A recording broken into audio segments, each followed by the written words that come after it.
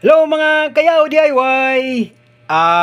Ngayon, papakita ko sa inyo kung paano pamamaraan ko na mag-check ng mga drain na battery kung pwede pa bang gamitin. Ngayon, charge ko pa to. Ayan o. Kita nyo naman sa mini bench ko. Ayan. Malaking tulong sa akin yan. Pero yan, mataas na amperahe nito pag kasi mga ano to 5 to 6 ampere to. So, nakaparallel dyan. Di, syempre, abot na siya ng 20. So, ginamitan ko siya ng malaking amperahe na diode para hindi siya babalik yung kuryente doon. Hindi masisira yung bench. Mini bench ko. So, yan ang ginagamit ko. Tapos, i-explain ko sa inyo kung ano itong mga nakasulat dito.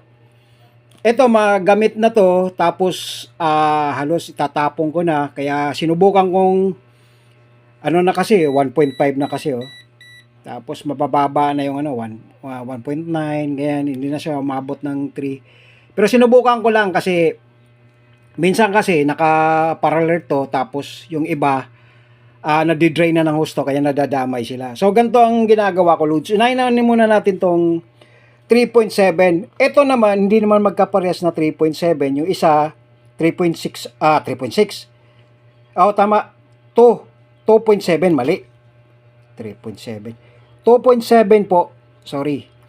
2.7 tong isa, tapos itong isa 2.6. Tayo nilagyan ko ng marker kasi yan ang unang-unang reading nila sa multimeter.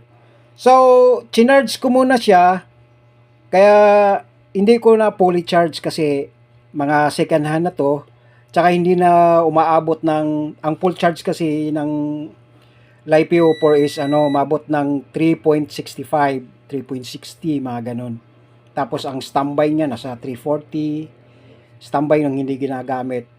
Tapos basta magandang klase pa, hindi na bumababa pa yan kahit hindi ginagamit. So ganito 'yun. Hindi na siya umaabot ng 3.65. So ang na-experience ko, mabot lang siya ng 3.40, yan ang pinakamataas niya. Tapos kalimitan 3.25,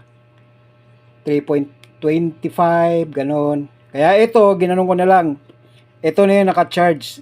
Titingnan lang naman natin kung bumababa ba yung yung nagdi-discharge siya ng sarili niya, hindi ginagamit.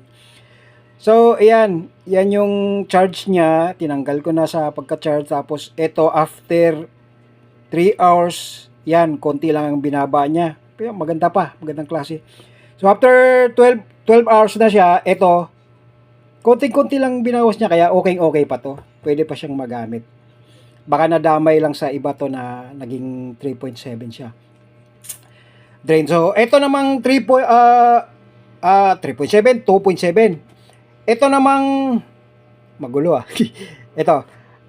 Ito naman ay drain na talaga, 1.5.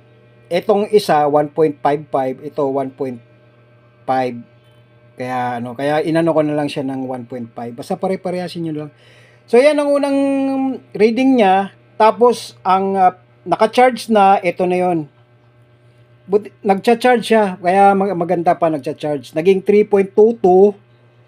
Tapos tinanggal ko na pagka-charge after 3 hours na nakatambay na walang load.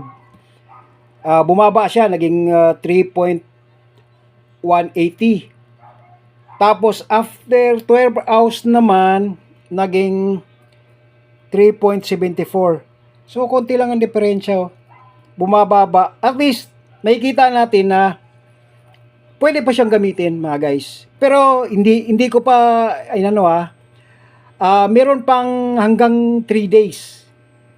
Pag bumaba pa rin siya ng kunyari naging 2.7, 2.8, 2.9, hindi ko na siya gagamitin po. Kasi drain na. Kumbaga sira na yung battery, pasira na siya. Pero kung aabot pa rin siya ng 3.1, tapos mag-i-stay din na hanggang 4 days, 3.1 pa rin, yan, pwede ko pa siyang gamitin. At least, umaabot pa siya ng konti lang diferensya, 3.2. Kasi ang niya, ng battery talaga 3.2. Kaya pag bumaba pa siya ng medyo mababa, 3 volts, ganun. Sa akin lang kasi sa experience ko nagagamit ko pa. So, ewan ko lang sa inyo kung nasa inyo na, kung itapon nyo na. Ako, nagtitipid ako kasi alam nyo naman, mahal ang bilihin ngayon. So, ganyan ang ginagawa ko, Lods. Ito, after 3 hours, after 12 hours, checking, ilagay, sulat nyo lang. Pero ang pinakalas nyo, after 3 days. Para makikita nyo talaga kung magagamit pa ba yung battery nyo. Huwag nyo kaagad itatapon. Gagamit pa ba o hindi. So, yan lang masabi ko mga Lods. Maraming salamat sa panunod nyo, and don't forget to ano na lang po. Kunting tulong, subscribe na lang po para thumbs up, at saka paki-share na lang para malalaman din ng iba para hindi magtatapon ng battery. So, maraming salamat. Bye-bye. God bless po. God bless.